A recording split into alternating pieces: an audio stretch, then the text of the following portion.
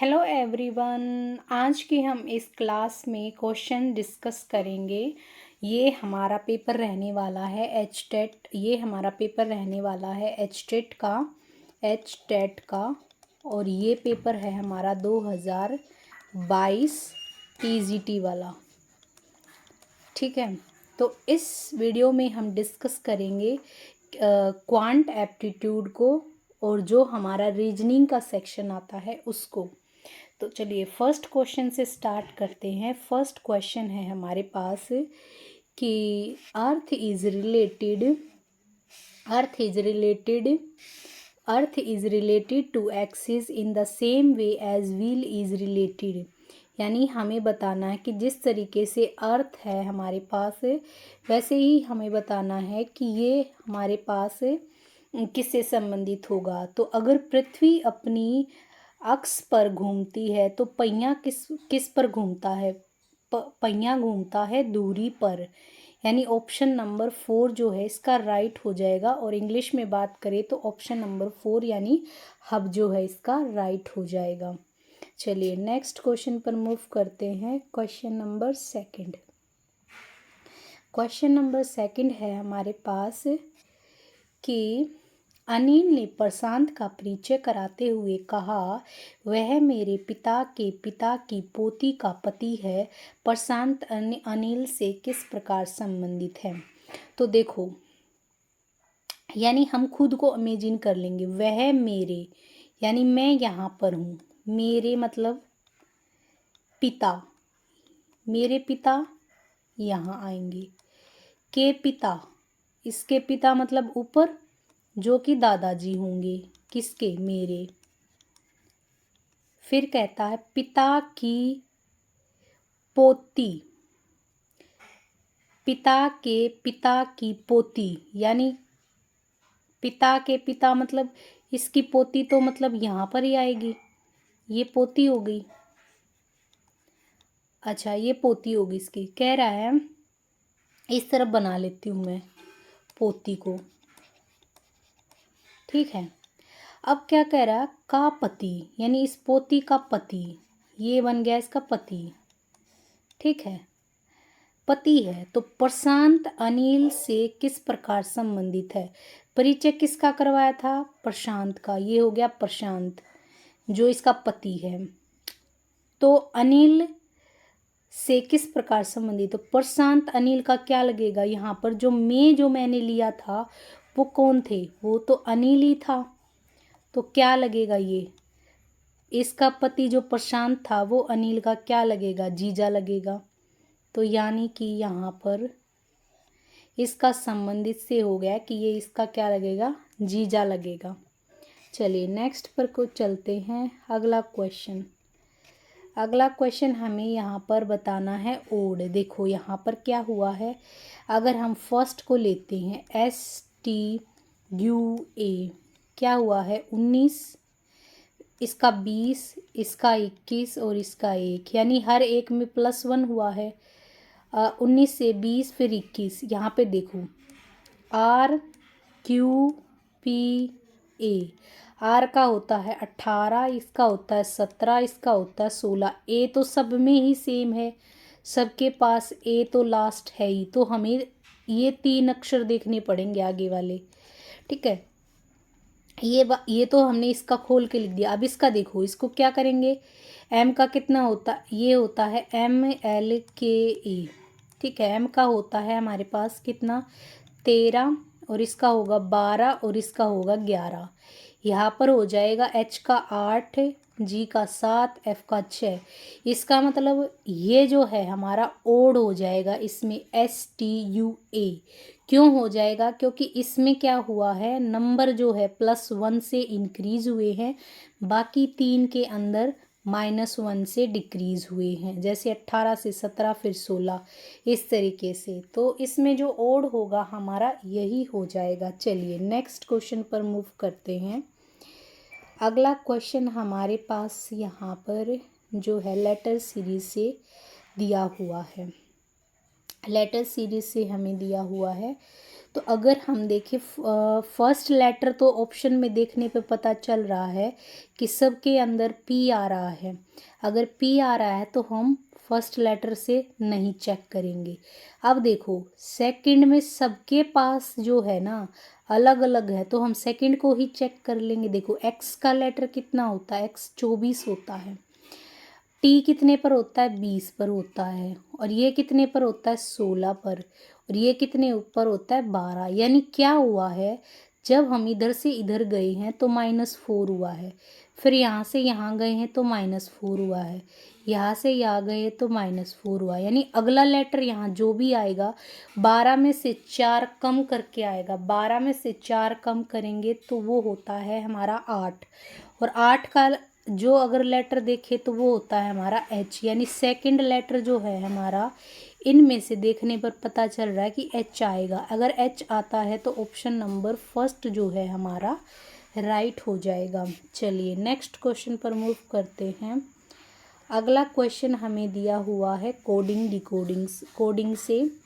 यहाँ पर देखो क्या कहा गया है, यहाँ पर हम लिख लेते हैं। पहले क्या दिया गया है हमें, पहला एक है 786 को क्या लिखा गया है, इसको लिखा गया है स्टडी वेरी हार्ड। ठीक है। अगला कोड है हमारे पास 958, उसको लिखा गया है हार्ड, क्या लिखा गया है, हार्ड वर्क पे।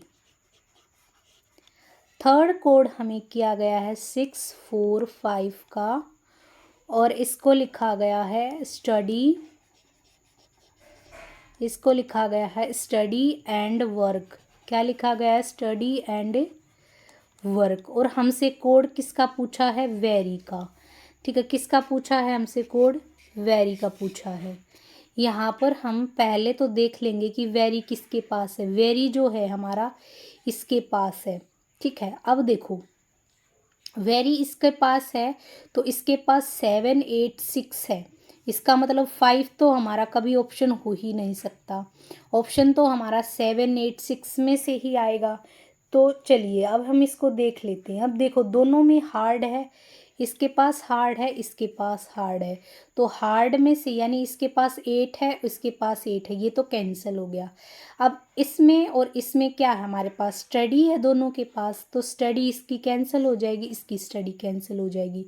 दोनों में कौन सा नंबर सेम, हमारे पास 6 है, तो इसके पास कौन सा बच गया, 7। और ये जो 7 है यही हमारा किसका कोड हो गया, वेरी का कोड हो गया। यानी ऑप्शन नंबर 3 जो है इसका राइट हो जाएगा। यानी कि जो 7 है हमारा इसका आंसर वही इसका करेक्ट हो जाएगा। चलिए नेक्स्ट पर मूव करते हैं। क्वेश्चन नंबर हमारे पास 66।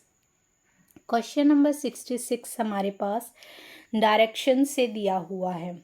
तो यहाँ पर हम सबसे पहले डायरेक्शंस को बना लेंगे। इस तरीके से डायरेक्शन बना लेंगे। ये हमारी नॉर्थ होती है, ये हमारी साउथ, ये हमारी क्या होती है, ईस्ट होती है, और ये हमारी वेस्ट डायरेक्शन होती है। अब क्या कह रहा है यहाँ पर हमारे पास जो कहा गया है कि A is 40 metre south west of B. A जो है वो किसके है, साउथ वेस्ट में है। साउथ वेस्ट में है मतलब यहाँ बी होगा और ए यहाँ होगी। कितने पर है, 40 पर। तो ये हो गया हमारा 40। फिर कहता है C is 40 metre south east of B. E के साउथ ईस्ट में मतलब इस तरफ होगी, कौन होगी, सी होगी। ये भी कितनी है हमारी, 40 होगी। अब कहता है then C is in which direction of A. तो हमें बताना है कि सी ए से किस दिशा में है। तो ये हमारा कौन है, ए है, और ये हमारा कौन है, सी है। तो ये इससे किस दिशा में हुई, ये हमारी कौन सी डायरेक्शन थी, ये हमारी ईस्ट डायरेक्शन थी। यानी कि आंसर नंबर फर्स्ट जो है हमारा इसका राइट हो जाएगा, यानी कि पूर्व डायरेक्शन में, ईस्ट में। चलिए नेक्स्ट पर मूव करते हैं। अगला क्वेश्चन हमारे पास दिया हुआ है यहाँ पर। चलिए ये हमें एवरेज से क्वेश्चन दिया है, कह रहा है कि 150 विद्यार्थियों द्वारा प्राप्त औसत अंक 35 थे। यदि इनमें से उत्तीर्ण विद्यार्थियों का औसत प्राप्त 39 हो तथा अनुत्तीर्ण विद्यार्थियों का औसतन प्राप्त 15 हो तो परीक्षा में उत्तीर्ण होने वाले विद्यार्थियों की संख्या ज्ञात कीजिए। इस तरह के क्वेश्चन को हम लोग जो है यहाँ पर इस तरीके से सोल्व करेंगे। क्या करेंगे हम, यहाँ पर यहाँ पर देखो एवरेज दिया हुआ है ना, सभी का एवरेज दिया हुआ है। तो इसमें क्या करेंगे हम, यहाँ पर देखो ये फेल और ये है हमारे पास पास। अब पास का जो हमारे पास एवरेज दिया हुआ है वो कितना दिया है, वो दिया है 39। और फेल का कितना दिया है, वो हमारे पास दिया है 15। और ओवरऑल जो 150 कैंडिडेट्स थे उनका यहाँ पर लिखेंगे, वो कितना दिया है, वो दिया है 35। ठीक है, अब वो 35 हमारे पास दिया हुआ है। अब इनका हम यहाँ पर डिफरेंस ले लेंगे, इनका डिफरेंस लेंगे तो यहाँ पर डिफरेंस आएगा 4 का, और हम इनका डिफरेंस लेंगे तो कितने का डिफरेंस आएगा, इसमें से 15 जाएंगे यानी कि 20 का डिफरेंस आएगा। ठीक है, अब इसको काट लेंगे 4 की टेबल पर, तो ये हमारे पास रेशो कितना आ जाएगा, 1:5। अब जो हमारे फेल वाले थे इनके नीचे जो रेशो आया है वो फेल का होगा, और जो पास वाले थे उनका जो रेशो आया है वो फेल का होगा। अब क्या कह रहा है यहाँ पर हमारे पास कि 1+6 रेशो की वैल्यू इन्होंने दी है 150, तो एक की वैल्यू निकाल लेंगे, 6 से डिवाइड कर देंगे, 6 दूनी 12, 6 पंजे 30, यानी एक की वैल्यू कितनी होगी 25। पूछा क्या है हमसे, पूछा गया है number of candidate who pass. Pass का रेशो कितना निकल के आया हमारा 5। अगर एक यूनिट की वैल्यू 25 है तो 5 की कितनी हो जाएगी, 25 से हम क्या करेंगे, इसको मल्टीप्लाई कर देंगे।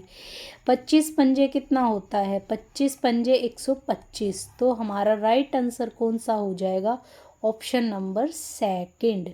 चलिए नेक्स्ट क्वेश्चन पर मूव करते हैं।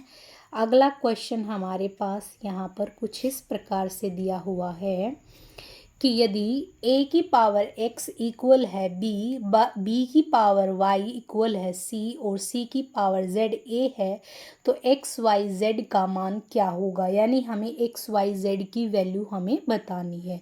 तो देखो अगर a की पावर x किसके इक्वल है, b के इक्वल है, और b की पावर y किसके इक्वल है, c के इक्वल है, और c की पावर z अगर हमारे पास इक्वल है a के इक्वल है, तो यहाँ पर देखो इसको मैं 1 मान लूँ, इसको मैं 2 मान लूँ, और इसको मैं इक्वेशन 3 मान लूँ।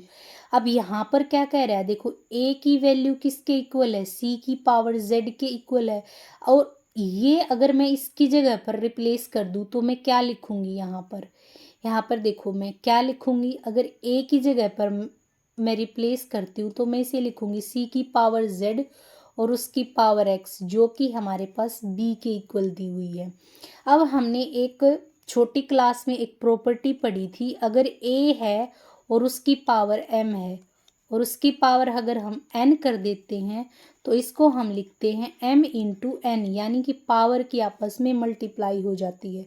तो ये हमारे पास क्या हो जाएगा, c की पावर z x, जो कि हमारे पास b के इक्वल है। ठीक है, क्या हो गया, हमारे पास b के इक्वल है। तो अब यहाँ से हमारे पास b के इक्वल है, तो b को मैं क्या लिख सकती हूँ, b को मैं लिख सकती हूँ यहाँ पर c, यहाँ पर देखो ये zx है, यहाँ पर क्या है b है, तो b को मैं क्या लिख सकती हूँ, अगर हम यहाँ पर देखें ये cz था जो कि a के इक्वल था। ठीक है, a को हमने रिप्लेस करा यहाँ पर, जो कि b जो आया हमारे पास वो zx के इक्वल आ गया। तो यहाँ पर अगर हम देखते हैं तो यहाँ पर हमारे पास क्या आ जाएगा, यहाँ पर हमारे पास अगर हम देखें तो इसको c को क्या लिख सकते हैं, c को हम लिख सकते हैं b की पावर y, तो इसको लिखेंगे b की पावर y और उसकी power zx equal to b। अब फिर से यही प्रॉपर्टी लगाएंगे इसमें। अगर हम इसमें यही प्रॉपर्टी लगाते तो मैं इसको लिखूंगी बी की पावर एक्स वाई जेड, जो कि किसके इक्वल है, बी के इक्वल है। अब यहाँ पर कुछ नहीं है तो यहाँ पर 1 है। अब यहाँ पर हम इसकी पावर और इसकी पावर का कंपैरिजन कर देंगे क्योंकि ये इक्वल टू है। तो यहाँ से कंपैरिजन करेंगे तो हमें क्या पता चला कि जो एक्स वाई जेड आया है वो हमारा कितने के इक्वल आ गया, 1 के इक्वल। यानी ऑप्शन नंबर सेकंड जो है इसका बिल्कुल राइट हो जाएगा। तो चलिए नेक्स्ट क्वेश्चन पर मूव करते हैं। अगला क्वेश्चन हमारे पास है कि find the smallest perfect square number which is exactly divisible by. देखिए, जब भी हमें छोटा परफेक्ट स्क्वायर निकालना होता है तो हम क्या करते हैं, सबसे पहले इन नंबर्स का एलसीएम निकाल लेते हैं। और जब एलसीएम निकालते हैं तो उसके अंदर हम देखते हैं कि जो पेयरिंग होती है हमारी, वो क्योंकि हमने स्क्वायर निकालना है तो फैक्टर की पेयरिंग में स्क्वायर स्क्वायर हमारे पास मिलना चाहिए। तो देखो, पहले मैं 4 का फैक्टर करूँ तो मैं लिखूँगी 2 इंटू 2। उसके बाद मैंने 5 का फैक्टर किए तो इसमें तो क्या बनेगा, 5 इंटू 1। फिर हमने 6 के फैक्टर किए तो ये हो जाएगा 2 इंटू 3। फिर हमने 18 के फैक्टर करे तो ये हो जाएगा 2 इंटू 3 इंटू 3। ठीक है, तो इनका एलसीएम क्या आ जाएगा। एलसीएम में क्या करते हैं, एलसीएम में जैसे इसके अंदर जो सिंगल पेयर बच जाएंगे उनको भी लेंगे। देखो, सबसे पहले हम 2 लेंगे, 2, फिर क्या करेंगे, फिर इसके पास भी 2 है तो 2 ले लेंगे, 2 2 थे तो। अब यहाँ से हमारे पास 2 3 आ जाएंगे, 3 इंटू 3। अब 5 तो एक ही है इसमें, तो यहाँ पे देखो 2 दूनी 4, 4 तिये 12, 12 पंजे कितना हो गया, 12 पंजे 60। और ये हो जाएगा, यहाँ पर देखें तो यहाँ पर हमारे पास एक 5 की और हमें ज़रूरत पड़ेगी क्योंकि तभी तो ये बनेगा ना। तो अब ये नंबर जो हमारे पास आएगा ना, ये कंप्लीट स्क्वायर आएगा। और ये नंबर कितना हो जाएगा हमारा, देखो 2 दूनी 4, 4 तिये 12, 12 12, ओ सॉरी सॉरी सॉरी, ये गलत कर गए भाई। यहाँ पे देखो ऐसे कर लेते, पाँचों पाँचों 25 और 25 तिये 75, 75। और ये यहाँ से 2 तिया 6, 6 दूनी 12, 12 की इससे मल्टीप्लाई करते, 2 पंजे 10, 1 2 सत्ते 14, 15। यहाँ से ये 5 और ये 7, ये कितना आ जाएगा 009। यानी कि आंसर जो आएगा हमारा कितना आ जाएगा, वो हो जाएगा हमारा 900। यानी कि देखो, जब हम एलसीएम निकाल रहे थे तो हमारे पास 5 का पेयर नहीं बन रहा था, तो हमें सिर्फ क्या करना पड़ता है, एलसीएम में पेयरिंग करनी होती है। जो भी पेयर हमारे पास अनपेयर्ड बचता है उतने नंबर से उसको मल्टीप्लाई करके उन सब की मल्टीप्लाई कर लो, वो हमारा क्या निकल करके आ जाता है, वो नंबर निकल करके आ जाता है। तो चलिए नेक्स्ट क्वेश्चन पर मूव करते हैं। अगला क्वेश्चन हमारे पास कुछ इस प्रकार से दिया हुआ है। तो देखो, इस क्वेश्चन में क्या करेंगे, यहाँ पर हमने बचपन में एक प्रॉपर्टी पढ़ी थी। वो क्या प्रॉपर्टी थी कि बेस अगर हमारे पास m है और मल्टीप्लाई कर दी, दूसरा बेस भी हमारे पास a है और उसकी पावर n है, तो इसको हम बेस सेम लिखते थे और यहाँ पर जो भी पावर होती थी उनको हम क्या कर देते थे, प्लस कर देते थे। ठीक है, अब सेम प्रॉपर्टी हम इसमें अप्लाई करेंगे। इसमें देखो क्या करेंगे, √5 है तो √5 को क्या करेंगे, दोनों की पावर ऐड कर देंगे, यानी -5/2 -3/2। एलसीएम लेंगे, एलसीएम लेंगे तो √5 एलसीएम लिया तो यहाँ पर कितना हो जाएगा, एलसीएम ये तो 2 हो जाएगा, -5 और -3। यानी कि हमारे पास क्या हो गया, √5 की पावर कितनी हो गई, माइनस का 8/2। ये काट देंगे, यहाँ पर कितना आ जाएगा 4। यानी √5 की वैल्यू हमारे पास आ गई -4। अब इस √5 का मतलब है कि 5 की पावर 1/2, उसकी पावर की पावर है तो आपस में मल्टीप्लाई हो जाएगी। ये यहाँ पर ये 2 से कैंसिल हो जाएगा तो यहाँ पर क्या बच जाएगा, 5 की पावर -2, इस -2 को प्लस करेंगे तो 1/5 की पावर 2, और हमें पता है 5 की पावर 2 का मतलब 5 दो बारी मल्टीप्लाई है, तो ये कितना आ जाएगा 25। यानी ऑप्शन नंबर फर्स्ट जो है इसमें बिल्कुल राइट हो जाएगा। तो इस वीडियो में हम इतना ही करेंगे, नेक्स्ट वीडियो में जो बचे हुए क्वेश्चंस हैं उनको कवर करेंगे। तो अगर आपको वीडियो पसंद आ रही है तो वीडियो को लाइक करें, चैनल को सब्सक्राइब करें और अपने दोस्तों के साथ शेयर भी करें।